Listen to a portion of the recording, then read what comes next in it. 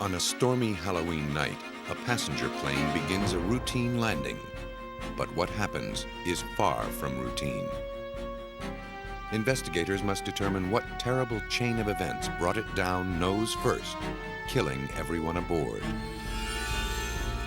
In the fog, a Canadian commuter plane aborts a landing maneuver.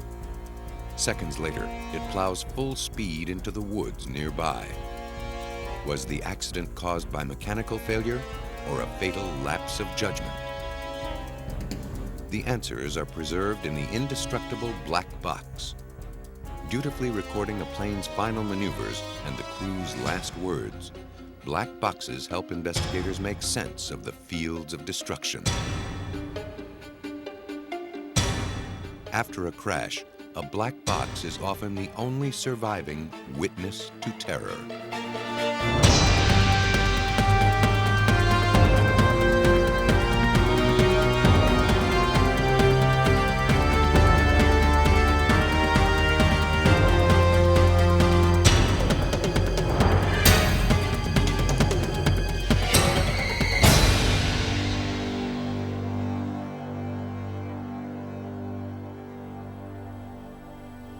On the evening of October 31st, 1994, American Eagle Flight 4184 took off in the rain from Indianapolis to Chicago, less than 200 miles away. As the twin-engine turboprop approached its destination, air traffic controllers told the crew to expect delays. A fierce storm was backing up traffic outside O'Hare International Airport. The plane was put in a holding pattern over a rural section of northeast Indiana. The pilots noticed some icing and activated equipment to crack it off the wings. They depended on the autopilot to keep the plane steady and to maintain altitude. Attendants tried to reassure passengers that they would make their connections. All the other flights were delayed too. One of the busiest airports in the world was at a total standstill. In an announcement reconstructed from transcripts, the captain tried to reassure the restless passengers. Well, folks, once again, this is the captain. I do regret to inform you that air traffic control is saying at this point another 13 minutes. We'll be sure to keep you updated. I do apologize. The plane had been holding for more than 30 minutes. Because of the storm, some passengers had debated whether to board the flight. Now they grew increasingly anxious. Finally, the transcripts indicated that controllers cleared Flight 4184 to begin landing procedures. Eagle Flight 184, descend and maintain 8,000. And down to 8,000, Eagle Flight 184. Eagle Flight 184, should be about 10 minutes until you're cleared in. Thank you. It was the last communication Flight 4184 would have with controllers.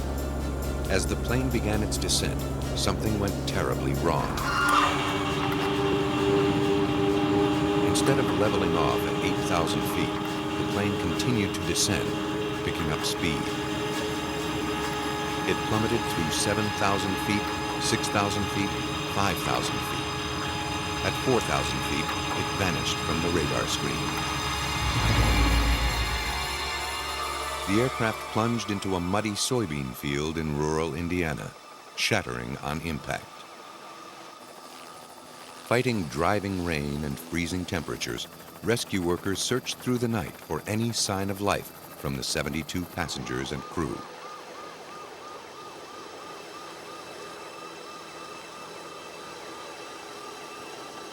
Finally, they faced the truth. No one survived. When an airplane crashes in the United States, it's up to the National Transportation Safety Board, the NTSB, to determine what went wrong. Greg Feith was the lead investigator in the case of Flight 4184. When I go out to an accident site, I'm playing Dick Tracy. My job is to go out and find all the evidence, all the clues that tell us what happened. The public demands answers and looks to the NTSB to provide them, fast. So agents are brought in quickly. They are often among the first to witness the devastation. It can be very overwhelming I mean, it's an emotional thing, because when you're walking through all of this wreckage, you're seeing pictures, you're seeing teddy bears, you're seeing clothing of children and things like that. So you can't help but start to become emotionally attached. But as an investigator, in order for me to remain objective, you have to separate your emotion out of that, and you got to block it out so that you can do your job and do it effectively. And that's not always easy for us. As the sun rose the next morning, it revealed the true horror of the accident. Impact craters marred the once peaceful farm, transforming it to a field of death. The narrow country roads of Roselon, Indiana, bustled with truckloads of rescue equipment and the clamor of news crews. A team of forensic aviation experts from the NTSB arrived. Their job was to create order from the growing chaos, so they could focus on the difficult task of figuring out what happened. Immediately what our investigator and the team will do is actually what we call document the four corners. We want to look for all of the wreckage. We want to make sure that both wings are there, the tail section is there, the engines are there. But the investigation was hampered by health risks. Fuel covered everything. The site was declared a biohazard. Only those in safety gear went in and out. Rescue workers and investigators teamed up to flag evidence and remains. They worked side by side, examining every piece. As soon as possible, parts of bodies were transported to the morgue to begin the difficult identification process. For us, the investigators, we're looking at physical evidence of the airplane, that is, the wreckage itself. For the coroner, who has to go out there and look for the bodies or the victims, they had as tough a time as we did because they didn't have whole people. They had fragments of people. And so for both of us to do our job, we had to work hand in hand, because if I found a piece of wreckage, there may have been critical evidence for the coroner in a piece of a victim. And so we worked hand in hand when we were looking at all of this wreckage so that I could help him collect whatever evidence he needed to identify the people that were on that airplane. As bodies were identified, they were released for burial. Family members found solace in each other and in the chaplains and counselors who volunteered to help. But in the midst of family sorrow, investigators kept working. They scoured the soybean field for answers. To figure out how the plane broke up, they viewed the wreckage from above. They examined the scars in the earth created by the impact and the locations of the scattered pieces of airplane. The patterns can tell them if a piece broke off on impact or if it fell off during flight, causing the accident. What they found in the ruins of Flight 4184 was startling. Typically, when you have an airplane that's either come straight down or made an emergency type landing, you'll find the initial impact point and then wreckage in a V-tail or fan-shaped pattern. With this particular accident site, we had a very high-speed, high angle of attack impact into the ground, so we had a main impact crater. But we found the tail section in a very oddball place in relation to the main impact crater. That led to the team to think, how did that get there? And it was evident that it was an in-flight breakup, so the tail had come off before the airplane hit the ground. Now investigators had a possible explanation. A structural failure may have caused the tail to break off in flight. But airplane tails don't just break off. Something must have triggered the failure. More evidence needed to be examined, more data gathered. The weather that night provided the first clue. The conditions were ideal for icing. To many, the freezing rain in which the plane was flying could have been a major factor. But it seemed unlikely that icing on the wings could cause the tail to fracture. The only way to determine what really happened would be to look inside the plane's black box. A black box is actually two boxes, and they're not black, they're orange, making them easier to find. One contains a record of the plane's mechanical workings. It's called the flight data recorder. The other is the cockpit voice recorder. Basically a crash-proof tape recorder, it contains an account of everything the pilots say. It also picks up alarms, engine noise, and perhaps the horrifying sound of impact. Within hours, the boxes were whisked away to NTSB headquarters in Washington, D.C. There, technicians prepared them for analysis. Sometimes black boxes provide instant answers. Other times, they only deepen the mystery. As investigators prepared the playback equipment, they also prepared themselves. They'd be the first to hear what the pilots said as they faced death head-on.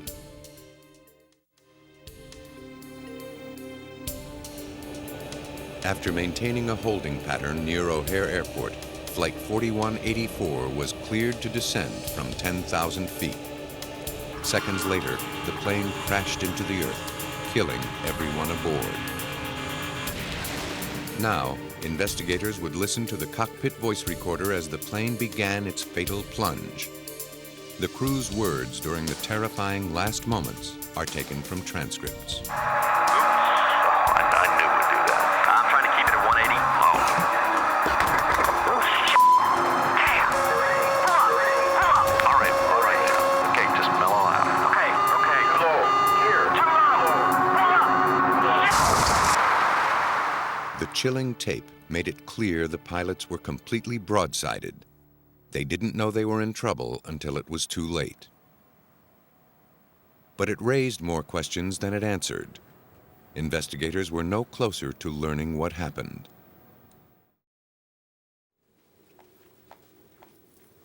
Their last hope lay inside the second box, the flight data recorder, or FDR. Now all the plane's mechanical functions, or malfunctions, would be analyzed. Doug Brazy is a black box expert at NTSB. He's responsible for turning the complicated bits of data from FDRs into useful information. The data recorded by an FDR depends on the age and type of plane it's in. The one on Flight 4184 monitored about 100 mechanical functions. Brazy downloaded the information to a computer using tape decks that translate the coded data. The information appears as charts and graphs on the computer. They represent the pilot's actions and the airplane's performance in the final minutes before it plunged to Earth. The readouts were placed side by side on a timeline to see their relationships. As the data appeared, Brazy discovered the plane had experienced an abrupt, catastrophic event. To get a better understanding, he created an animated version of the plane's last moments. It's very difficult to get a sense of time and how quickly or slowly things can unfold from looking at numbers and graphs. The animation helps us see how quickly or how slowly things develop in the accident sequence. The animation combines all the plane's functions just before it fell into a visual model that investigators can study. It began as the plane started its descent from 10,000 feet. Without warning, the autopilot disengaged. The ailerons, flaps on the wings that control flight, suddenly flipped. The plane rolled violently to the right. The pilots grabbed the controls and struggled to level out, but the speed of the roll was too great. It yanked the controls out of their hands, and the nose dived toward Earth. As they burst through the clouds, the ground filled their windshield, rushing toward them at 400 miles per hour. Futilely, the pilots pulled back on the controls to bring up the nose. The resulting strain on the tail was too great. It snapped off just before the plane hit the ground. The animation made the sequence of events tragically clear. The airplane was in flight. When the airplane rolled, it initially rolled to approximately 77 degrees the first time, and the nose started to pitch down.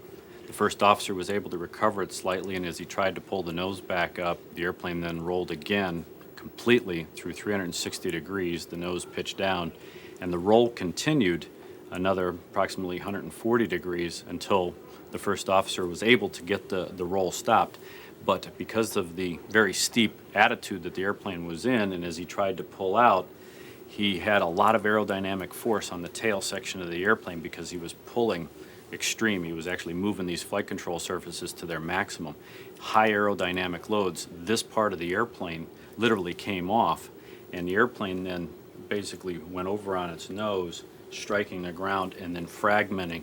And as it fragmented, this part of the aircraft ended up getting slingshotted to the furthest point in the wreckage area. It was now evident that the crash wasn't caused by the tail breaking off in flight. That left icing as the probable cause. But Brazy knew icing would normally show up on the screen as a slow, steady buildup, not a sudden cataclysm. What could have overpowered the plane so quickly and sent it careening to Earth? Knowing what makes a plane fly can provide clues to how it can fall. At Embry-Riddle University in Prescott, Arizona, wind tunnels are used to demonstrate the aerodynamics of flight. Here, the invisible forces of wind are made to glow, unveiling the basic principle of flight. The faster that air moves over a surface, the less pressure it exerts. The slower moving air underneath pushes upward, causing the surface to lift.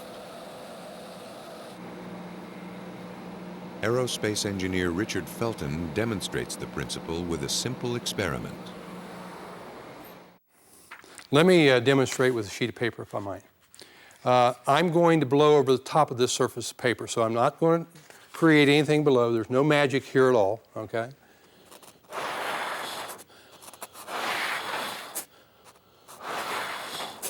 And as you can see, the paper actually raises. Wings are not flat like paper, but they work the same way.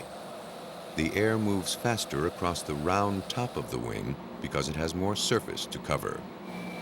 But it's critical that the top surface be smooth and that nothing on it disrupts the flow of air. If the airflow is disturbed, the object loses the pressure that lifts it. Any foreign objects on the wings can disrupt the airflow. For instance, ice can build up, then break off, leaving jagged edges. That may produce enough turbulence to bring down a plane. Flight 4184 was an ATR-72 series airplane. Roselon investigators discovered that these planes had a history of icing problems. But the FDR showed that its de-icing system was working properly, and the readout didn't show normal icing patterns. Then, investigators learned of a weather phenomenon called supercooled drizzle drops, extra large freezing rain. A check with meteorologists told them the conditions that stormy Halloween night were right for this phenomenon to occur. Was weather the fatal factor? To find out, the manufacturer of the ATR took to the skies over the Mojave Desert in California. There, they tried to recreate the exact conditions of the storm. In an experiment called a tanker test, a modified U.S. Air Force jet produced an icing cloud 8 feet wide. An ATR, like the one at Roselon, flew into the cloud. The freezing rain clouds were infused with yellow dye, so investigators could see the ice forming on the nose and wings.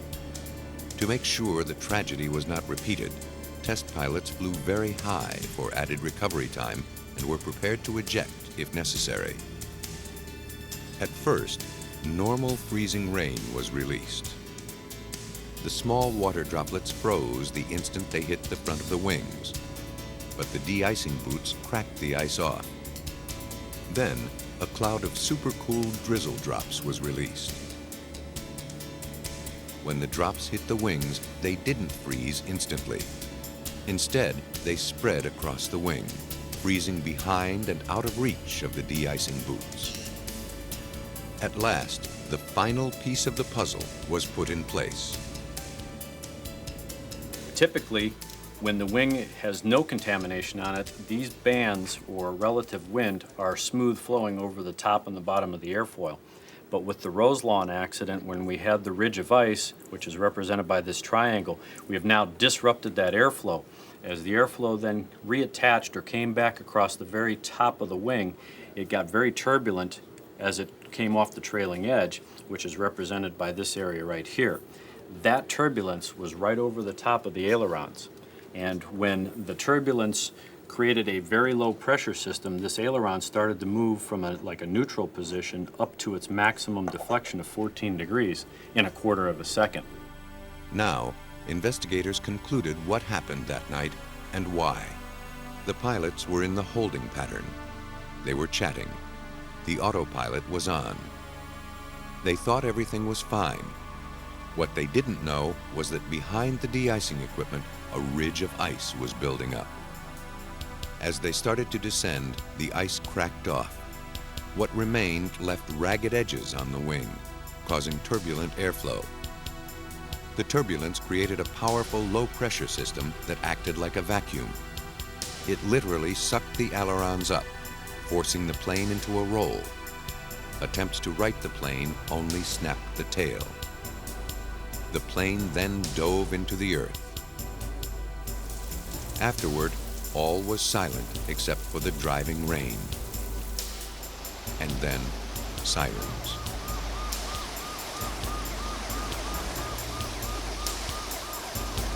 The crater in a soybean field in Roselon, Indiana, is a scar that can never be healed. But by solving the accident, investigators had done all they could. After the investigation, the ATR's de-icing system was redesigned, extending farther back on the wing, and ATR pilots are now trained for icing conditions.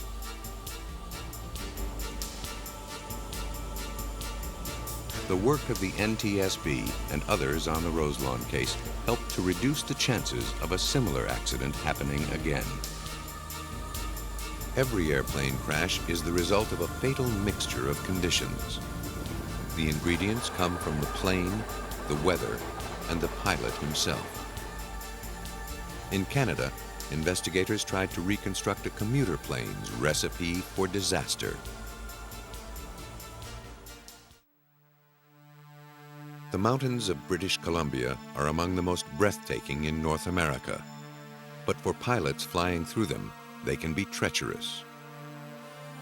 In 1989, 2 young pilots at Skylink Airlines were flying 5 commuters in a 19-seat turboprop from Vancouver to Terrace, just over 400 miles away.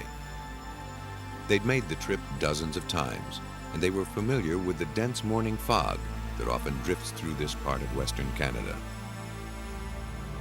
The morning of September 26th was the start of just another day. Shortly before Flight 70 made its final approach to the runway, a 300-foot fog bank engulfed the airport, bringing visibility to 0. The pilot expected to see the runway lights pierce the fog at any moment. Instead, he saw only gloom. As the plane swooped down for the landing, he had second thoughts and safely aborted the maneuver. But as he pulled away, treetops suddenly loomed large through the dense haze.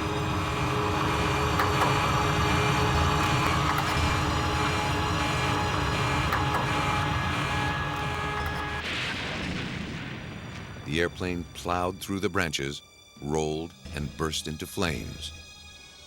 The pilots and passengers were killed on impact. Investigators from the Transportation Safety Board of Canada were assigned the horrible task of making sense of the tangled wreckage. Trees had cracked and fallen onto the fuselage. One of the wings had sheared off. The cabin was crushed. The cockpit was peeled open, exposing a snarled mass of wires, cables, and circuitry. The force had twisted and snapped off the propellers. It took days to find pieces of aircraft that hurtled into the forest. Reading the wreckage would take even longer. It's a forensic skill that requires intensive training.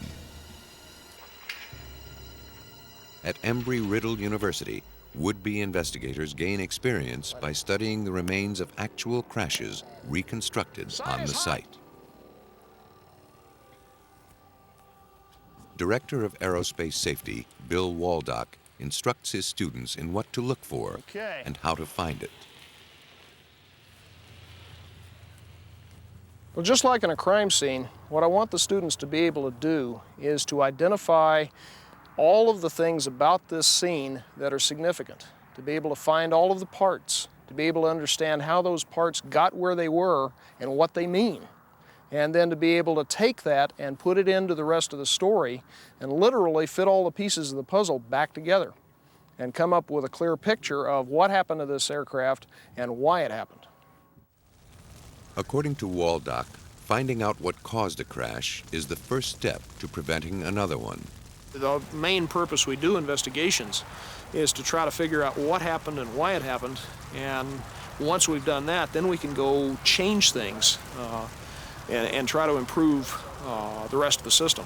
It's an expensive way to learn, but usually it's one of the most impressive ways to learn, and we can get the point across pretty well that way. Every detail of the wrecks is painstakingly duplicated, right down to the flames. If a crash site is on fire, it's crucial to determine if the flames started in the air or on the ground. A plane that burns then crashes shows a different pattern than a plane that crashes then burns.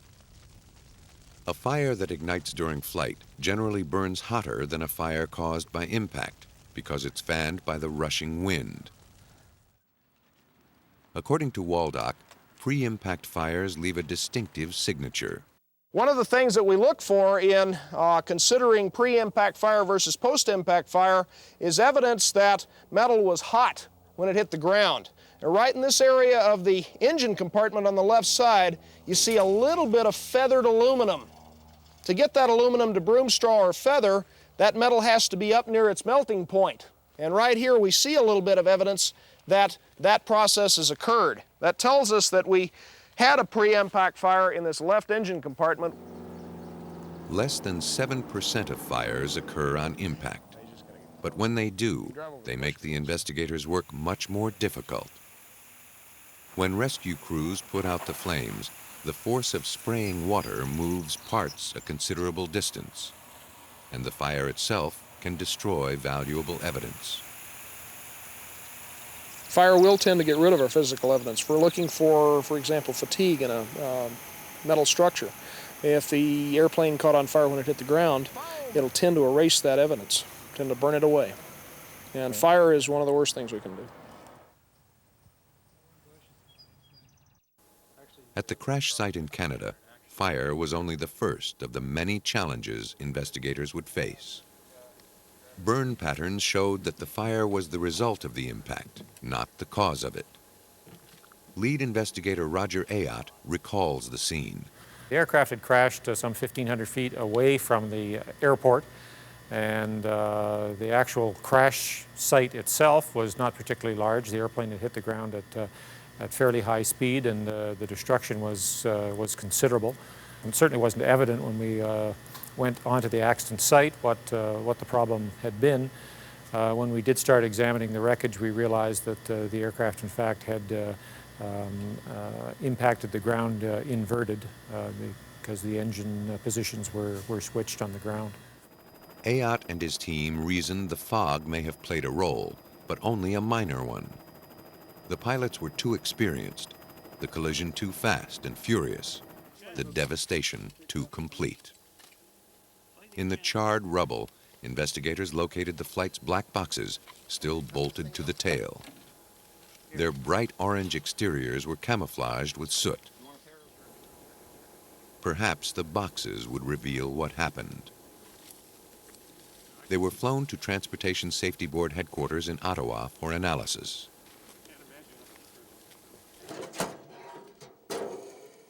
In the lab, black box expert Michael Poole and computer analyst Bob Hoyle were stunned by what they found. The flight data recorder should have been an electronic device that captured most of the plane's mechanical functions on magnetic tape or microchip. Instead, It was an unauthorized and antiquated model, invented in 1951. Its use had been prohibited in many countries. Rather than electronic circuitry, the box used a stylus to etch information onto a moving roll of foil. Okay, the flight data recorder on this aircraft was an old design. It was a foil type recorder, which is a metal foil, which 5 parameters are inscribed on the foil. And of those 5, heading, which is a key parameter, was actually not functioning. So we in fact only had 4 parameters. And in contrast with today's modern aircraft, which have 500, 600 parameters per second, obviously there's a very big difference here. So we had a very limited flight data recorder. The data on that recorder is also, the resolution is very poor, and it's extremely time-consuming to extract the information off of these foil-type recorders. In its time, the foil recorder was a technological advance because it could survive impact and fire. Now, its primitive workings threatened to cripple the investigation. To eke out some meaning from the foil scratchings, Hoyle scanned them into a computer. Perhaps modern technology would give its predecessor a helping hand. Hoyle was able to sharpen and focus the information from the coarse etchings enough to interpret them. The FDR showed that the plane flew an unwavering course into the trees at more than 200 miles per hour. But one mark indicated something strange, a sudden burst of speed just before the plane struck. The information was incomplete and contradictory. Why would a plane, in the midst of an aborted landing, suddenly plunge into the ground?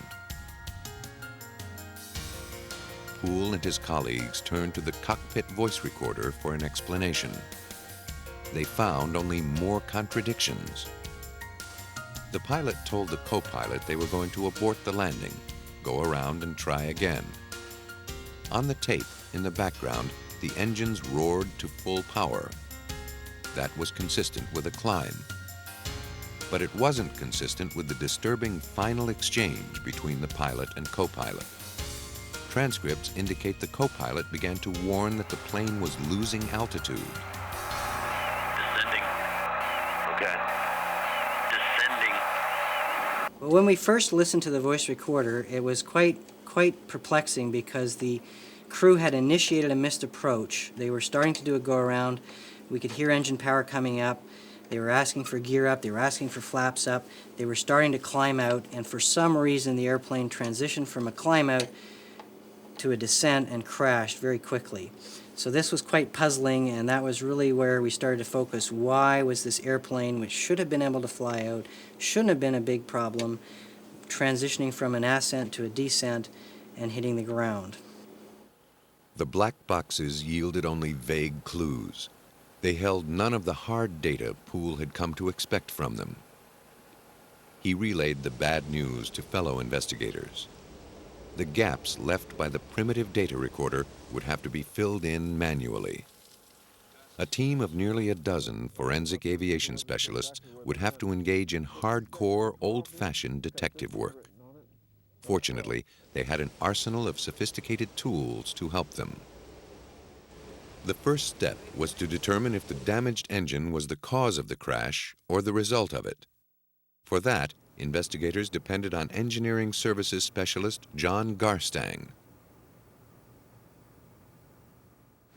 As part of the crash site investigation, we saw that the right engine was extensively damaged and disintegrated. In order to understand this damage, whether it occurred in flight or it occurred in the ground as a result of ground impact, we had to know how the aircraft broke up. That's where we used tree information together with the attitude that it hit the ground to determine the breakup sequence. Garstang specializes in coaxing clues from places investigators can't go, like the tops of the trees. He mounted a stereoscopic camera on a helicopter and shot 3D photos of the damaged trees. He used these photos to determine the angle at which the plane struck the forest. This is the crash site. The red dots are pieces of wreckage. The aircraft initially descended through the forest starting here. All the black dots are trees that have been damaged, most of which had been cut by the aircraft. He then created a model showing the path of the plane as it plowed through the trees. It showed the plane was level as it clipped the treetops. Both engines must have been in place, keeping the plane balanced. The roll didn't occur until after it hit the trees. Garstang concluded the engines were attached on impact. Now he had to see if they were working properly. Erratic moves in the final flight path of the plane might hint at an engine problem. But because the FDR didn't have the data Garstang needed, he had to devise a clever way to reconstruct the plane's movements. He made a map showing the locations of witnesses when they heard the plane. We used the location of witnesses on the ground, and through triangulating from where they are to where they either saw the aircraft or heard it, we were able to determine that the general flight path was in an arc like this that approached towards the airport in this direction, and then ultimately the plane crashed over here. Witnesses determined the flight showed no sign of trouble, and they provided Garstang with other useful information. Initially, we heard that the witnesses heard noises or sounds like a wowing change in pitch that made us wonder whether there was possibly an engine problem or a propeller problem. And at the crash site, we were missing pieces, and there's an extensive damage done to the right engine that initially led us to try and focus in that area to see if that was an area of concern. Engine trouble is often the cause of small plane crashes. To see if it was behind this accident, Chief Analyst Bill Taylor dissected the battered engines. When we're doing an engine investigation and doing a teardown, there are 2 or 3 things that we're looking for. First of all, we want to see whether there's been a mechanical failure in the engine. That's most apparent, most obvious, and the easiest thing to do. The second is to look for evidence of the power level.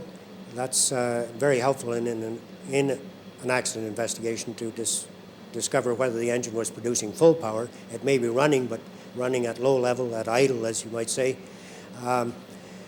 It gives an indication, again, of what was available to the crew at that time. If the engine was at full power when it crashed, it would bear the scars of its moving parts as they struck the engine body. Deep markings indicated the engines were at high power. The large amount of dirt and debris sucked into it on impact confirmed that finding. Taylor gave the engines a clean bill of health. He determined the wowing sounds heard by witnesses were normal engine sounds bouncing off the uneven terrain. He'd have to look elsewhere for answers. He checked the landing gear.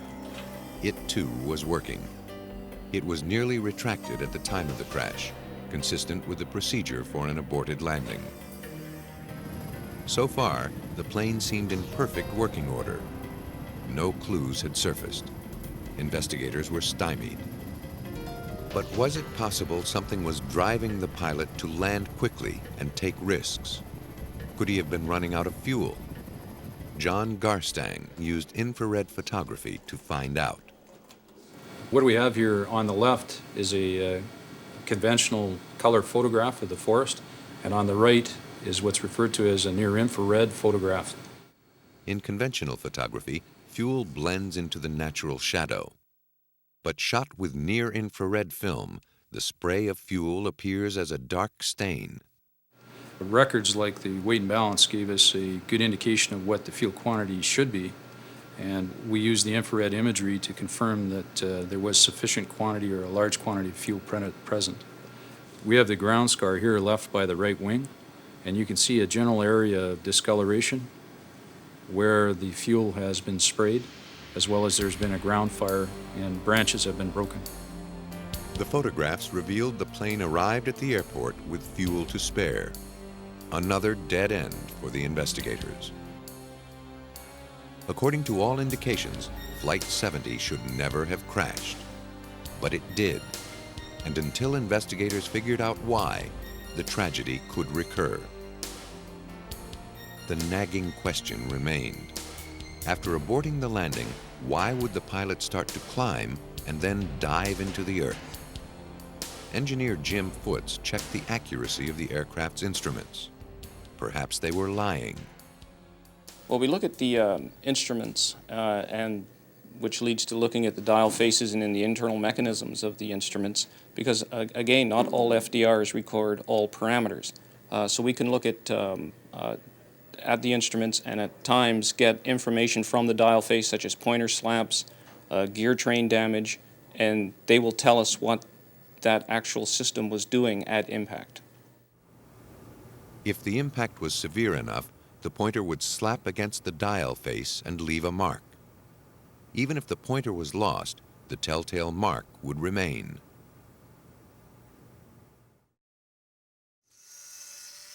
Most of the instruments were destroyed beyond recognition.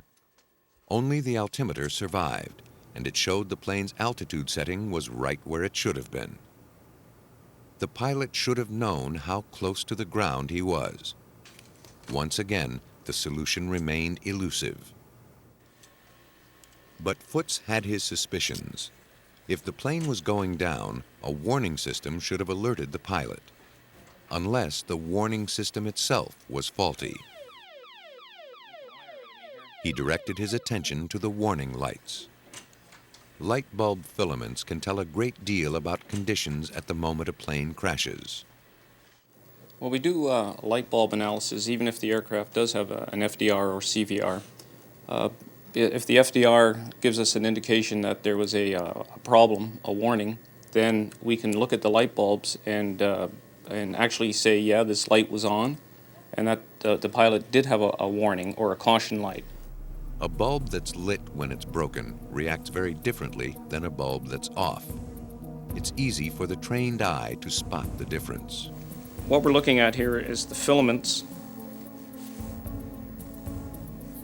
And what we look for with the filaments is deformation, as you see here, total uncoiling of the filament, which is indicative of a hot or illuminated filament when impacted, as opposed to a lamp that was off or cold at impact, where we have just a straight brittle fracture. Foots found that none of the 37 surviving warning bulbs from Flight 70 had been on. But that didn't necessarily mean all was well with the craft. Still searching for clues, investigators focused again on the position of the aircraft. While attempting to abort the landing, perhaps the plane's nose tilted too high. At a steep angle, air can't glide easily over the wings. The plane stalls and drops from the sky. In order to figure out if Flight 70 stalled, investigators would have to climb into the pilot's seat.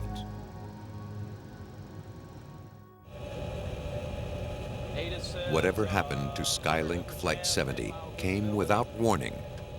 Now investigators had to reconstruct the tragedy. The stall avoidance system on this type of aircraft was notoriously unforgiving.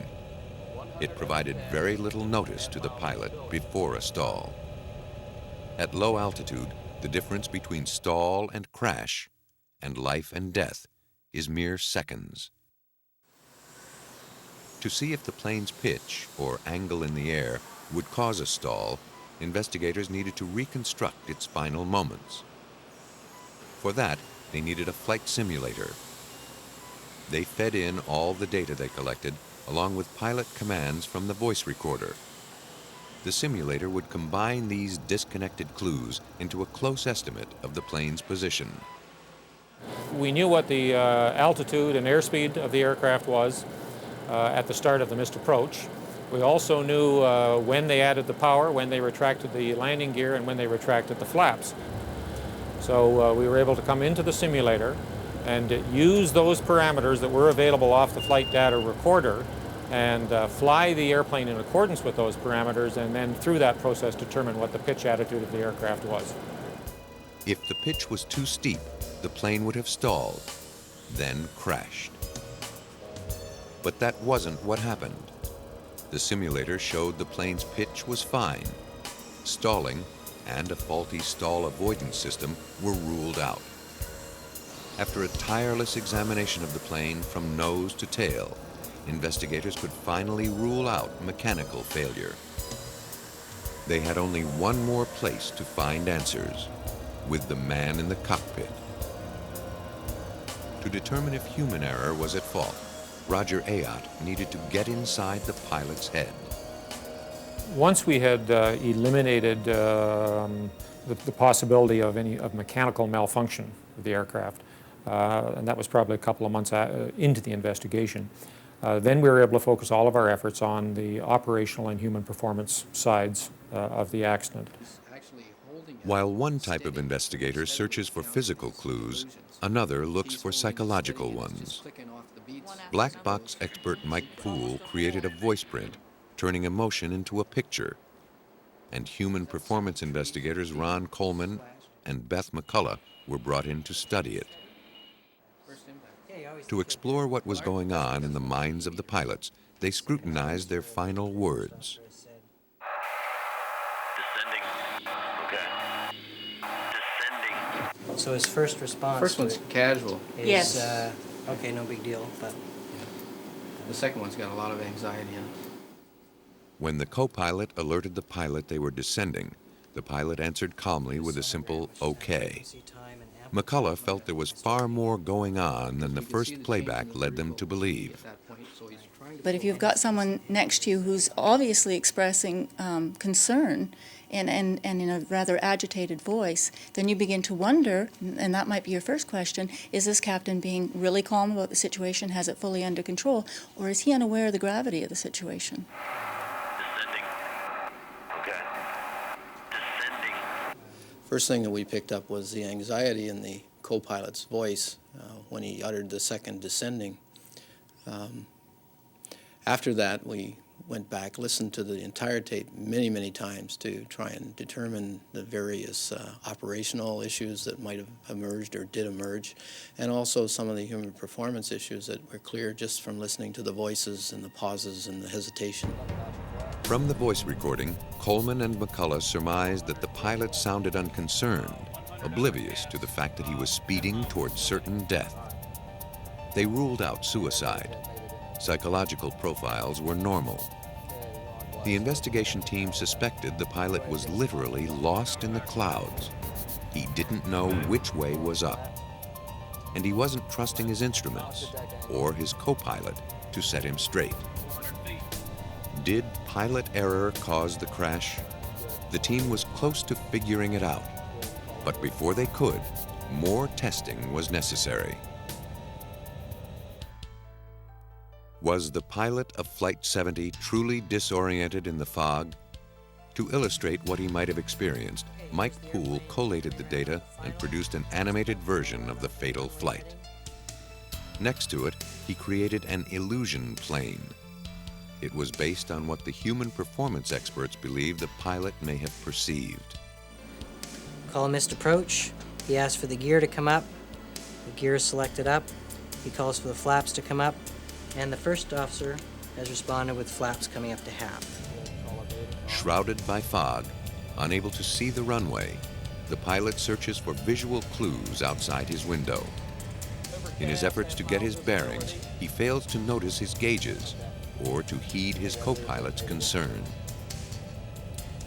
What we know, and from our operational investigators suspect that he is maybe adjusting the throttles in the cockpit, he's maybe unfamiliar with his flight director, he's in fog, he's perhaps a little bit lost in respect to where exactly is the runway, is it to my right, is it to my left?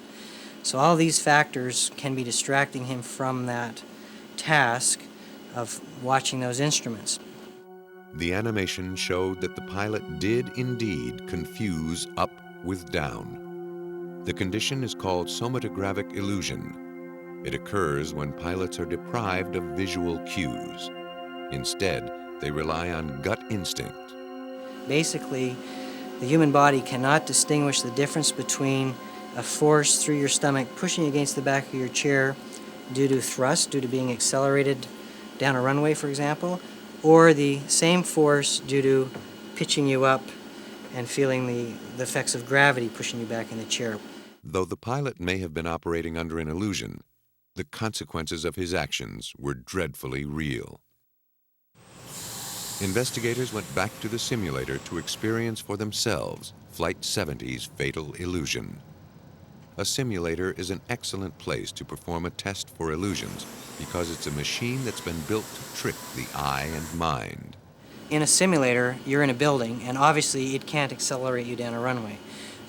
But it wants to make you feel that. So to achieve that, what they do is they tilt you back in your chair, and you feel the force of gravity in your chair, and then they fool your visual senses by taking the horizon. Instead of you would normally see it rise, they actually keep it level. So your eyes think the horizon's level, you're feeling this force through your stomach into the back of the chair. That is the sensation of accelerating down the runway, and that essentially is the somatographic illusion. Roger Aayot took the mock fatal flight. All the data were entered and the horizon taken away so he could feel the sensation as the pilot had.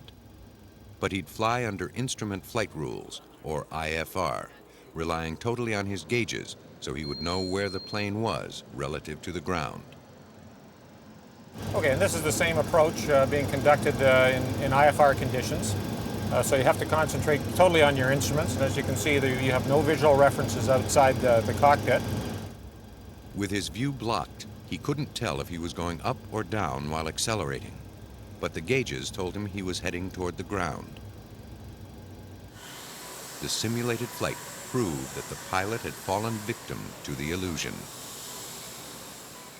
You can fly by the seat of your pants to a certain extent when you're in visual flight conditions, and that is done frequently.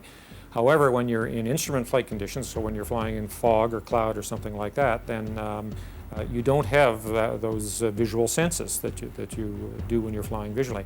The forces of motion in 3 dimensions can play tricks on the mind. The inner ear regulates balance and lets us know where we stand, but it needs a visual reference. It's extremely difficult to overpower the human instinct to rely on vision when flying. But through sheer willpower, a pilot can stay true to the instruments until his mind overcomes his body. Unfortunately, the pilot of Flight 70 wasn't aware of the danger. It takes a network of complex systems to keep a plane in the air. It also takes a tangle of circumstances to send one crashing down. In both Roselon, Indiana, and Terrace, British Columbia, a combination of factors conspired against the aircraft, dooming the passengers and crew. But aboard the planes were the black boxes. These indestructible witnesses, coupled with human ingenuity, determined what went wrong. By surviving a crash, black boxes enable us to prevent countless others.